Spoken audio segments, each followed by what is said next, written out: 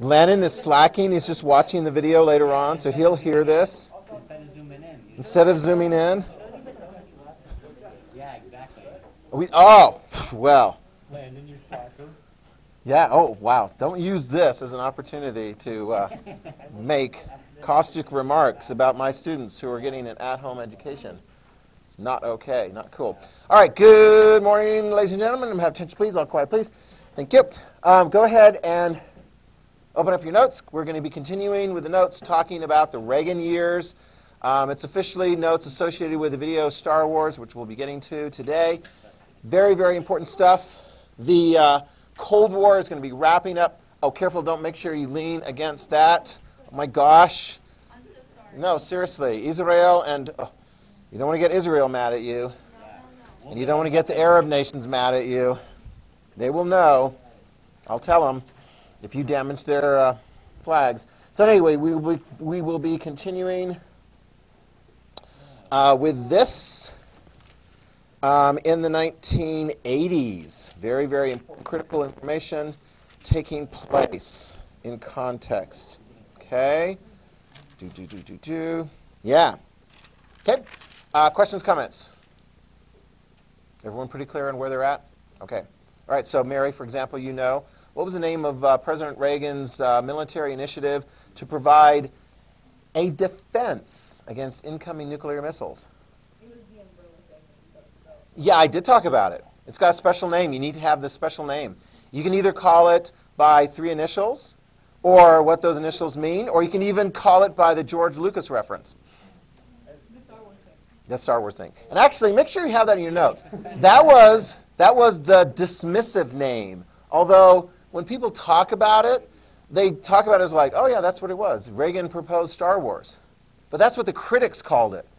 Because once upon a time, Star Wars was like, you know, really cool for its time, but then later people looked and go, George Lucas himself looked at Star Wars and he's like, I need to redo Star Wars. I need to put really cool CGI stuff in it because he's all about CGI.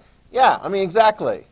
Yeah, the original was good enough.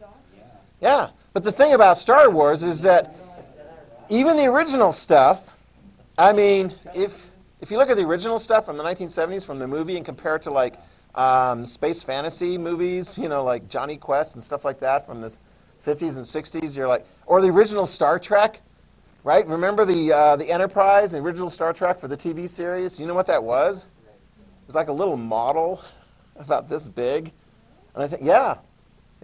Dun, dun, dun, dun, dun, dun, and they had like the thing, gazoo. I mean, it looks really pretty cheesy. So nowadays you're like, the special effects aren't very good. You know, the hair doesn't flow, you know, quite, whatever. So make sure you put this in there. Shh. Critics said Reagan. We got issues with it. We'll get back to those issues. But here's one issue. It'll never work. You know, it looks good when somebody gives you some fancy like thing. And if you're wondering, it's like, what are we talking about? If you didn't zoom in, I posted it last night. So unless you saw it last night and so forth, did you watch it already? Yeah, okay, yeah. Yeah, that's why it helps to subscribe, because you'll get immediate notification of when it is. Mr. Hansen finally gets home. And Wednesdays are tricky because I have dinner with my mom. And so, you know, I can't get it all quite, you okay? I can't get it all quite uploaded and so forth as quickly as maybe you want it. I had a 10th grader actually asking, like, oh my gosh, the upload, it takes too much, it's inconsistent, and so forth. Like, well, zoom in, right? Zoom in. If you're waiting too long, zoom in. Any of these guys, raise your hand if you would, like, happily allow somebody to zoom in on one of your electronic devices. 1, 2, 3, 4, that's plenty, okay? 5, 6, there we go, yeah.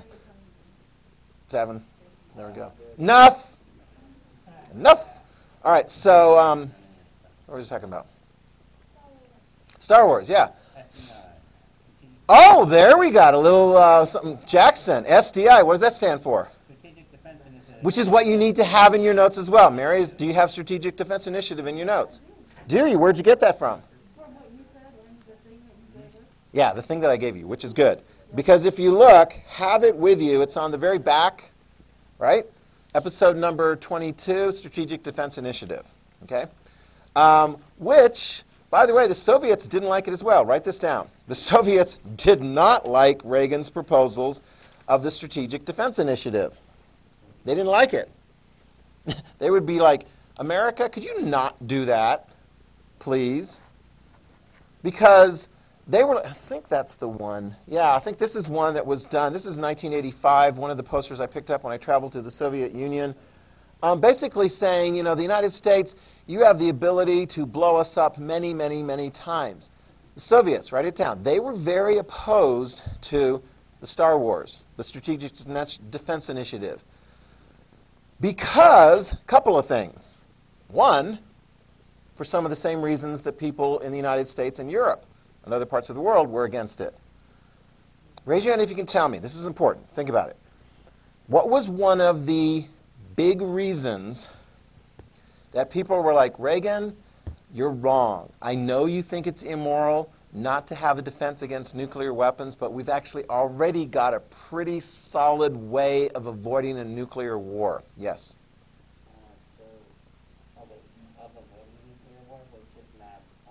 What do you mean, just mad? Explain.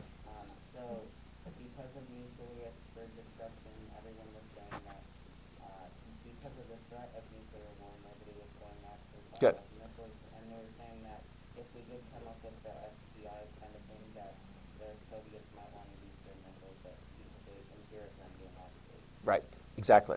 Very good. That obsolete component, right? I mean, literally, if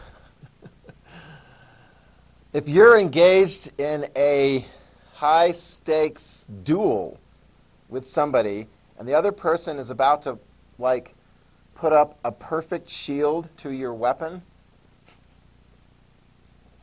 and they can fire their weapon at you and kill you, and you can't fire your weapon at them, what do you do before they hit the button to put up their perfect shield? Fire your weapon. Yeah, because your weapon's going to be no use. So that's what, and this is a very important thing. Make sure you have that. There were people in the United States and otherwise who were like, this is dangerous. This is going to hurt mutual assured destruction. Let's not do it. And make a little side note. Modern update. Has the United States put money in the 1990s after the Cold War was over, and then the last 30 years, have we put money into coming up with a missile defense system? She asked. Yes is a definitive answer. Don't write yes question mark. Put yes exclamation point. Yes. And when we get to actually the war, the Persian Gulf War, we're going to see actually some of the early stages of anti-incoming missile defense systems. We do have that. So if North Korea gets all like, wow, let's just go ahead and develop ICBMs and so forth and fire them at the United States of America, have we tested weapons that can shoot down incoming missiles? Yes. Do you feel 100% confident that we are secure against incoming missiles? No, I don't either. Okay, yeah, I don't either. Yeah. Okay, so I have a quick question about the whole SDI thing. Mm-hmm. I read, because I was doing research for my essay, and Mm-hmm. I read that they did, in the 60s, they were developing a plane to basically shoot down the potential threat of nuclear weapons Mm-hmm. that way, but they kept it a secret. I'm wondering what was the rationale behind making this SDI public, basically, rather than keeping it secret? So that they could develop I think, good question. I think in the United States, because sometimes like in the 60s and 70s and even in the 50s, the CIA was spending all kind of money doing all the kinds of covert stuff. And we saw with the Afghan war, I mean, some of that was kind of sort of kept secret, but not very well. Frank Church and others in the United States Senate in the 1970s were like, okay, let's lift the lid on where our money is being spent on these kinds of programs, because there was a feeling that certain parts of the United States government were too secret and they were doing certain things and they were not being responsible to our elected officials. So Reagan knew if he wanted to get money for SDI, he was going to have to go public to Congress to get the approval. And therefore, he needed to pitch it to the American public at large in order to get members of Congress to vote for it. Does that make sense? So it's much more open. I mean, if the Soviets wanted to do something, obviously that's going to be quite secret. And so this whole SDI thing is very much part of a debate. I'm sure some of the details are very secret as far as how it works and so forth. Obviously, you want to keep that fairly secret, I guess, although later on we'll see Reagan actually say to Gorbachev, I want to keep doing SDI. I'll let you look at the blueprints. You can do it too if you want, which is always very iffy. Your adversary, if they offered you the blueprints of the great weapons that they have, would you trust entirely that those were 100% like the... Yeah, I mean, but that's a very good question. It's all more out in the open. So this is all part of a public debate. Yes? That's one reason.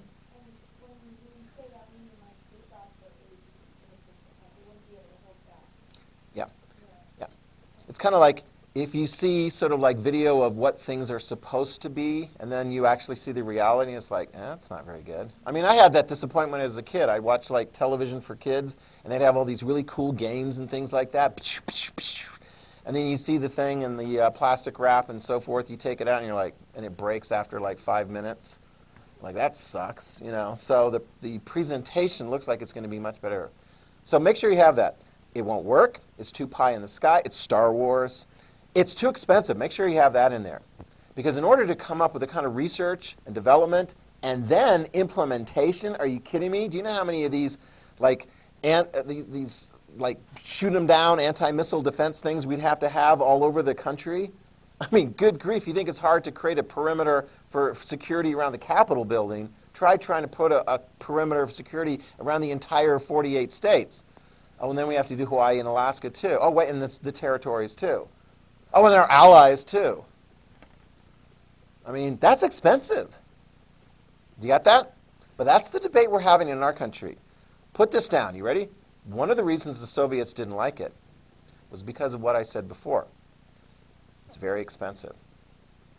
Throughout the Cold War, when you get the development of some new types of weapons or weapons defense, because a weapon, a defense against a weapon is very valuable, and it is, in a sense, kind of a weapon, right? Throughout the Cold War, we've seen this. Who was the first one to come up with nuclear weapons? We were. Did the Soviets do everything they possibly could in order to, like, catch up to us there? Yeah. Yes, did they? Yeah, within a few years, they did. Who was the first one to come up with the ability to launch things into orbit and have them come down out of orbit?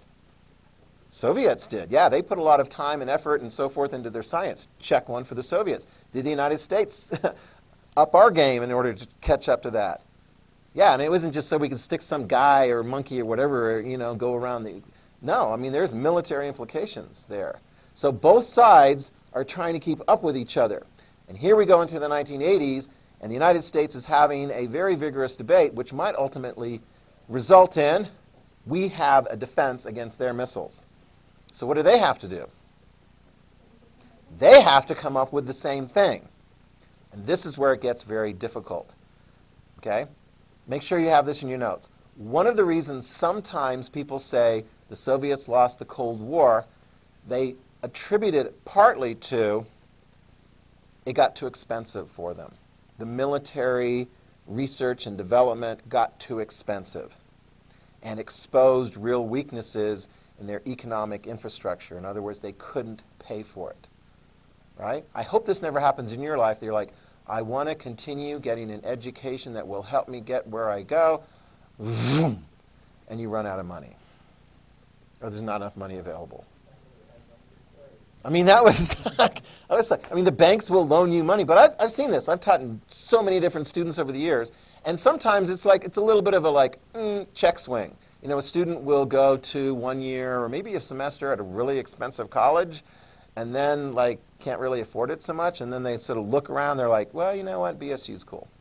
Or lately, it's kind of like you go to a 4-year college and you're like, maybe I'll save some money and get my, you know, initial credits through community college. Because they're a lot cheaper. I'm telling you. Yeah, they're a lot cheaper. So, the Soviet Union, that puts a lot of economic pressure on them. And if you're the leader of the Soviet Union, you don't have a choice. You have to provide for the national security of your country. You can't wait to see how the debate is going to go in America. You know, because Reagan could win the debate, and they could develop SDI. So, put this down because we are going to see this. one of the things that the Soviets are going to try to do, and we'll keep an eye on this one, is negotiate away Strategic Defense Initiative. To have Reagan agree not to do it, so to put it in writing. Have there already been treaties between the Soviet Union and the United States to affect nuclear weapons? Yes. And they limit the number of weapons and so forth, which is, somewhat helpful, but the reality is that limit is so high, both sides have plenty of weapons to get the job done if war broke out, which of course they wouldn't, because mutual assured destruction. It would be devastating to everybody involved. And I think that was coming through very, very clearly. But I'll give you this a little bit of a heads up right now. The Soviets, and when I mean the Soviets, eventually it's going to be Mikhail Gorbachev. He's going to try and persuade Reagan to agree to get rid of SDI. Write it down. Reagan doesn't want to. He'd rather share the blueprints, and you might even take him right at his word. I mean, really, share the blueprints of exactly what we've discovered so far. But Reagan doesn't want to give that up. Okay? All right, now, the British, put this down, British Prime Minister Margaret Thatcher. You're going to get to know her a lot better when we get to the war with Argentina, the Falklands War. It's the first female prime minister in British history. Not the first female leader, because we've seen queens and so forth, Queen Elizabeth.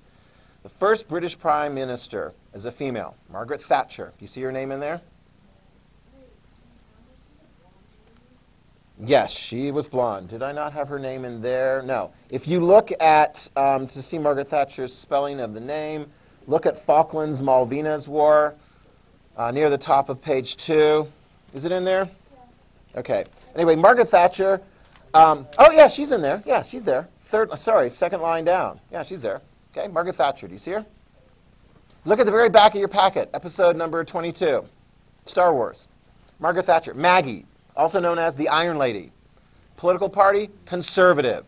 So as far as political alignment goes, her thinking is much more closely aligned with Reagan. Reagan's a Republican, she's conservative. So she's sort of like the right-wing party of Britain.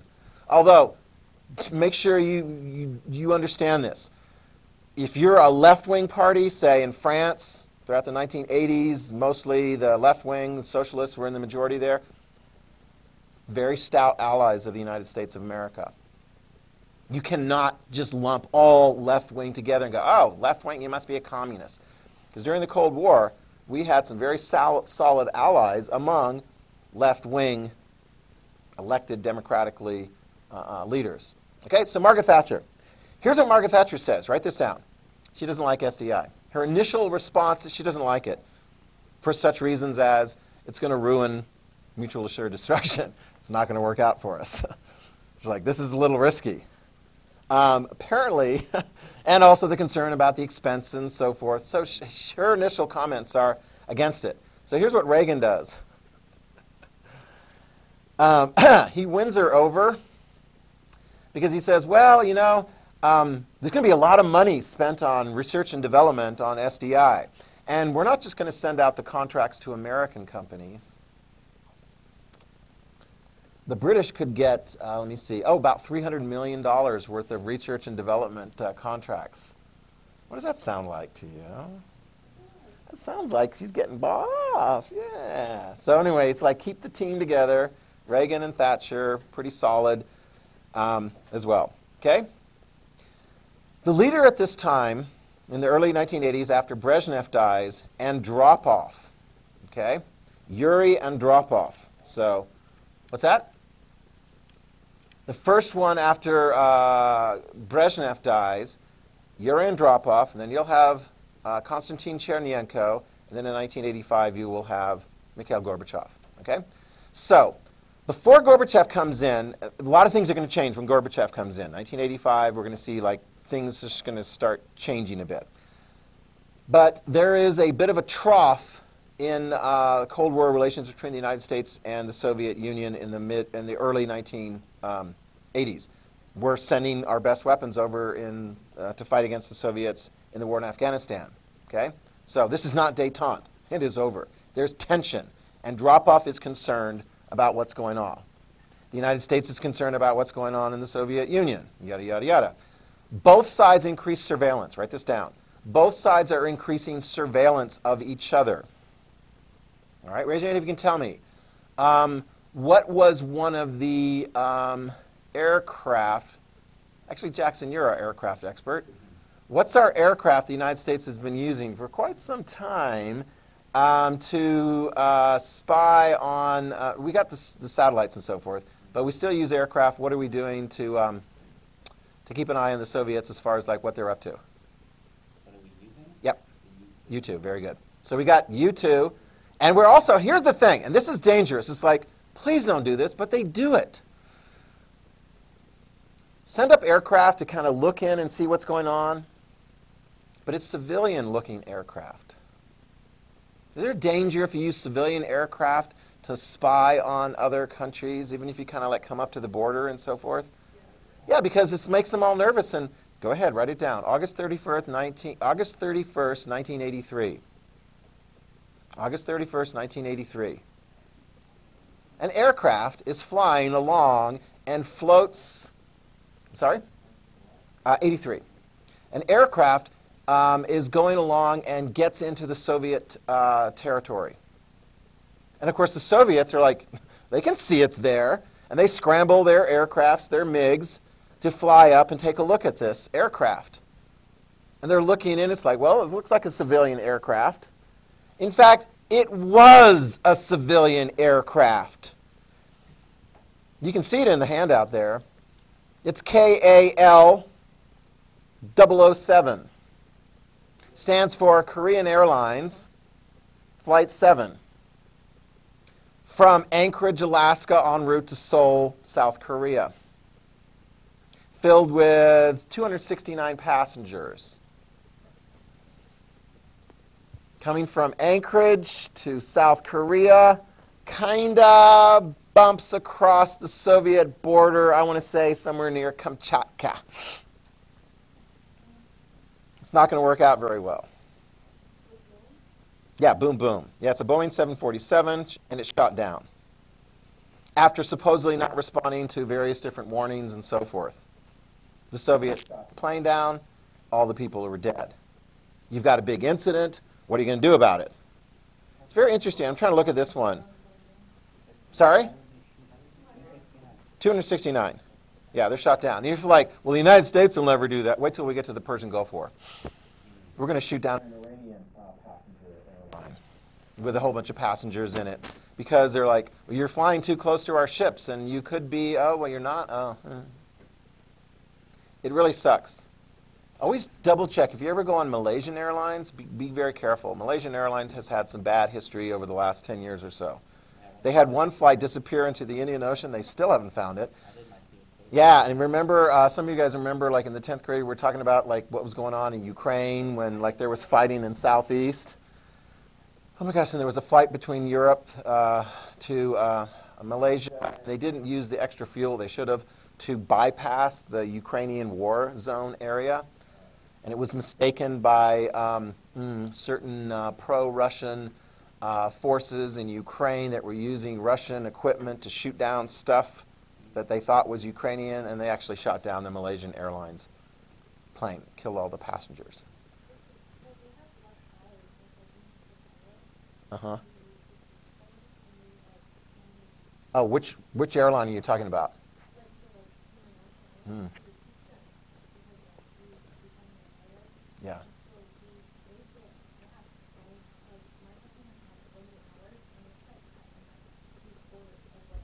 Yeah. Yeah. Sometimes, and it's, yeah. I mean, Malaysian Airlines was trying to save money. That didn't work out very well for them. They should have used the extra fuel to fly around. The worst plane I ever got into was like, seriously? I don't know if they still do this. But when I was, the very first time I took students overseas, we were in China, and we did a domestic flight within China between two cities. And they saved their money, the Chinese domestic airline company. They saved themselves money. They wanted to get as many seats in the plane, so guess what they left out of the plane? Bathroom. Oh, it's like, hello, you need to have a bathroom on a plane. So yeah, one of my students had had a little bit of tummy troubles and so forth. it was fortunate that he was able to make it intact to the Shanghai airport and make it to the restroom, because that was a painful component. Yeah, anyway, I digress. But put this down, in the early 1980s, there is some tension. There is tension, right? I mean, are we going to attack the Soviet Union for shooting down a Korean Airlines jet? No. But what created that additional tension? Well, the tensions that were going on, which is fast. Arms control talks broke off at that time. There were some talks going on between the United States and the Soviet Union about, further limitations on nuclear weapons and so forth. And so that kind of like breaks off for a while. This is one where it's very fascinating, because I think you can gain a little bit of an understanding of sort of what's going on, the temperature of history, by looking at what kind of movies are coming out, right? I mean, literally, you could watch all of Rocky, and I don't think I've got a clip of Rocky, but was it Rocky V, I think?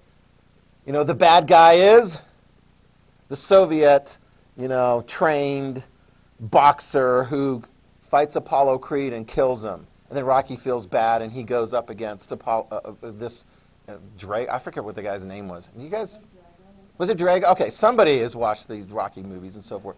But it's like this Rocky movie came out in the Cold War, and it's got that Cold War feel to it.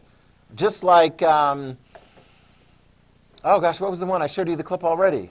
What? Red Dawn. Oh, and Miracle. Yeah, and Red Dawn. Remember Red Dawn? Who were the bad guys? See, the Soviets and the Sandinistas and the Cubans. All right? So this particular film, I'm going to show you the clip from it. And if you haven't watched it, you can enjoy it and so forth.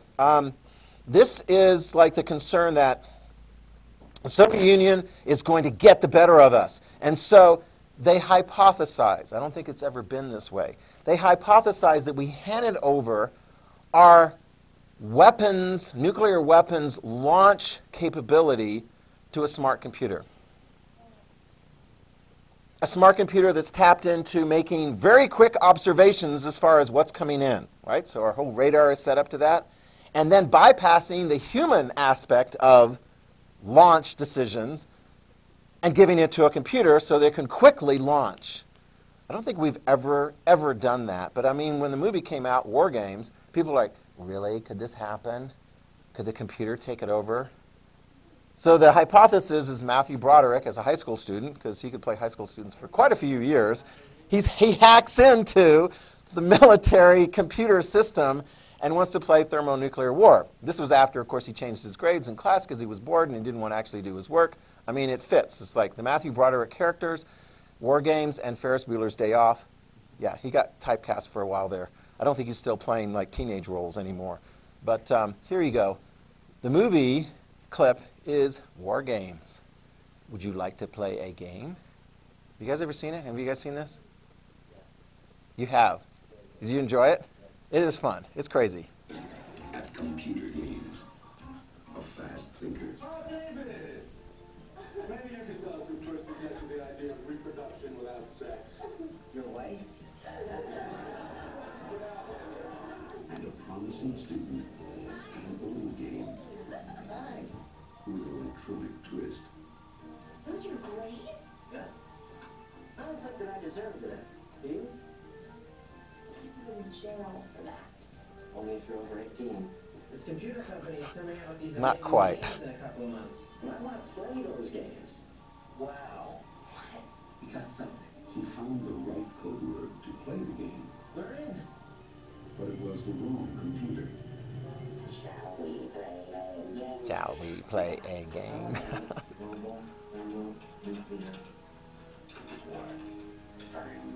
All right.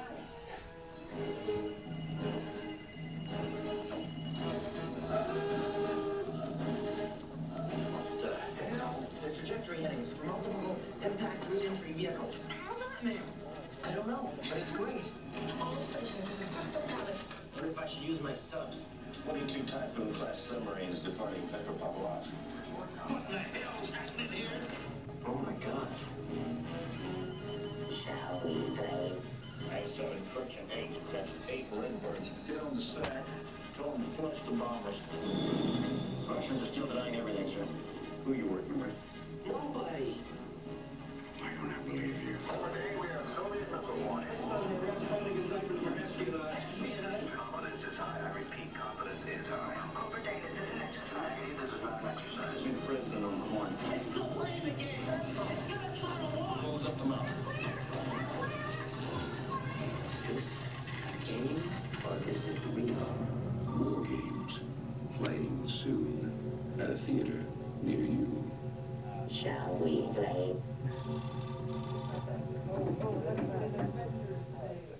Have you heard that? You've heard that. You've heard that expression. Shall we play a game? Yeah. That's very 1983. This is like I was in college, 1983, and so forth. No idea that things are going to be changing so drastically over the next couple of years. Okay? A lot of various different pressures. And a lot of things just sort of happen because people die, right? Reagan's not dead. He was the oldest president at the time, I think. Now, Joe Biden is the oldest president. Reagan's pretty old, and you'll hear in there about, like, he's a people person, he's got great instincts and so forth. And so he's our guy. So who is the Soviets guy? Well, let me see. Brezhnev got very old, died. Replaced by Andropov, who was also very old and not in great shape. Write it down. Andropov dies in March of 1984. Okay? How do you spell Andropov? I think I had that one in there too, didn't I? Andropov, I think I had him in an earlier one. Andropov. A-N-D-R-O-P-O-V. Andropov. Okay? And, I mean, it's like when a Soviet general secretary, because it's typically that's who the top position is. Thankfully, the Soviets are very consistent as far as, like, who's number one. Ever since Stalin, general secretary of the Communist Party of the Soviet Union is number one guy. Okay? And, of course, they work with the other top members of the Politburo. Yes?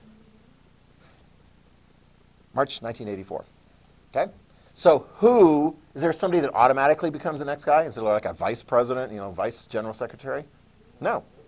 Yeah, it was like the top leaders of the Communist Party in the Soviet Union, and those would be in a group called the Politburo, P-O-L-I-T-B-U-R-O. They pick among themselves who should be the next leader. Okay? And typically, ever since Stalin, you never really get the general secretary going too far afield, right? Raise your hand if you can tell me. What was the general secretary that got fired by the Politburo? He didn't retire so much as he was retired, and he didn't die in office. Khrushchev, exactly. Yeah, because he kind of blundered on some things, and they were like, go, right? I mean, I think we actually had that. Remember in the video they were talking about it, and they just sort of like, so they pick one among themselves. Andropov. But he dies, Andropov dies March 1984, sorry. And who takes his place? Konstantin Chernyenko. Okay? I do have that one spelled out there for you. Yes, there he is, Konstantin Chernyenko. You see that? And he comes in, and so he's the next General Secretary of the Communist Party.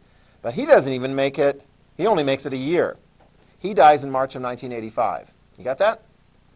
So it's interesting because we've got like the Stalin years, the Khrushchev years, the Brezhnev years, and then you got two that are there for a very short period of time, Andropov and Chernyenko. And then we focus in on Gorbachev. Okay?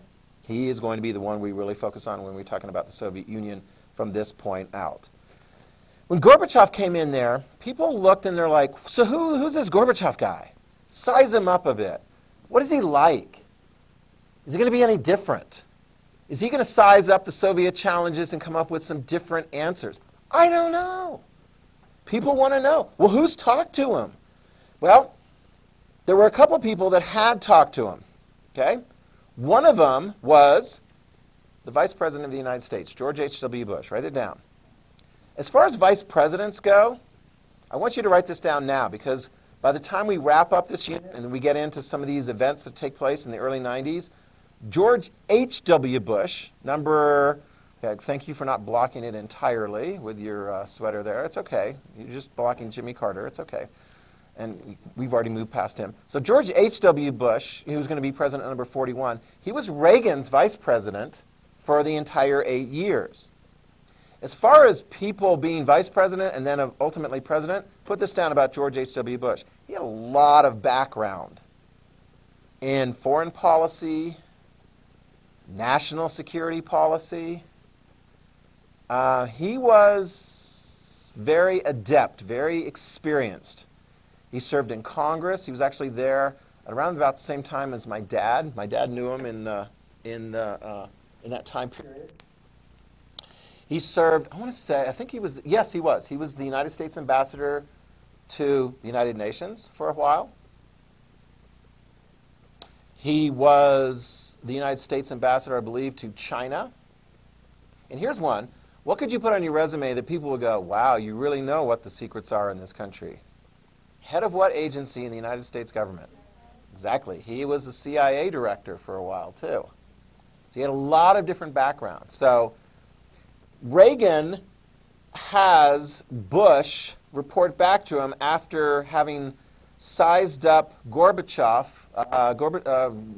Bush goes as the vice president to Chernenko's funeral, sees Gorbachev in person now as the new leader, March of 1985, and reports back to Reagan, can we deal with this person? Answer, maybe we can. He's younger, he's energetic. I think his health is going to hold on for a while here. He's got some different ideas. Maybe this will work out. Okay? Margaret Thatcher was saying some of the same things, giving some early indication that maybe Gorbachev is somebody that we could deal with. And I tell you what, it turned out to be true. Write it down. Mikhail Gorbachev had some very new and different ideas for the Soviet Union. Very new and different ideas. And if this starts sounding familiar, it should. Because in the 10th grade, when we wrapped up that authoritarian unit on Russia and so forth in the Soviet Union, Gorbachev just stood out as an example of someone who was quite different. Some of the problems that he had to deal with were ones that were long in development. An old governmental system that's not economically productive. The war in Afghanistan not going very well. Alcoholism, write that down. Alcoholism was rampant. This is one of the Gorbachev posters that were put into place. I mean, it's kind of a sidelight here.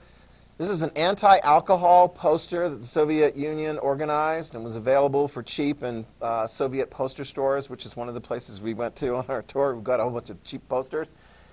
The big red hand is, of course, the government and so forth. The party is against the green bottle, right? Because alcoholism causes all kinds of problems as far as work productivity. It messes up with people's lives and so forth. So, what was the Soviet solution to too much alcohol being drunk? Don't produce as much alcohol. Write it down. They stopped producing as much alcohol. Did that solve the problem? No, because one of the problems about alcoholism is that people are really upset and depressed and so forth, and so they drink more alcohol. So what happened in the Soviet Union when there was a restriction on the supply of alcohol? People started making it themselves, which if you don't know what you're doing can be a very dangerous proposition, because if you don't use the right formula and solution and so forth, you might end up getting something that'll blind you or perhaps kill you. And it increases the scarcity of sugar. People were making their own home brew. Okay? So Gorbachev is like, okay, what do we really need to do? We need to get rid of alcoholism, but underlying that, we need to get rid of corruption. There's so much corruption going on in society, and the poor economy. So he comes up with solutions. Gorbachev is going to try some new solutions, and they're pretty much threefold. Three very important things, and you need to know the Russian names for them. You ready? Here's the first one. Perestroika. Perestroika. Economic restructuring. And if you're thinking, wonder what's included in the economic restructuring, guess what he anticipated and wanted to encourage as part of his economic restructuring? What little thing, hint, hint, the Chinese do this in a big way ultimately, and it works out pretty well for them. What little thing could you introduce into a state-run economy that might actually increase the economic production? Very good, write it down. Capitalism. Okay? Not all at once, but introducing some capitalism through perestroika. So encouraging, in the early stages, you get some people that start setting up their own businesses. I mean, you're not going to have right away selling off all the land to private enterprises. That'll come during other corrupt times after the Soviet Union is gone. You have to do it right. You have to be careful about it. Some of the mistakes that the Soviet Union makes in transitioning to capitalism are going to be good examples for the Chinese to try and do it more effectively without as much chaos. Okay? Some of you guys remember Deng Xiaoping, the Chinese leader. He's the one who says, exactly, remember the black cat, the white cat, yay, capitalism. But you remember the one where he says, cross the river by feeling the stones? transition carefully, because if you go too quickly, you're going to have all kinds of social upheavals and so forth, which are going to just throw everything upside down. Write this down. Just, when all is said and done, Gorbachev, some of his proposals might have been fairly popular among some people. Didn't quite work out, and ultimately, when the Soviet Union is done, he's going to be very unpopular in the Soviet Union, the former Soviet Union. It's kind of like, well, we liked your ideas, we just didn't like how you did it. You created too much chaos. Which is why sometimes people in history are like, if I move too much in one direction, it's going to create chaos, maybe I'll just stay right where I'm at.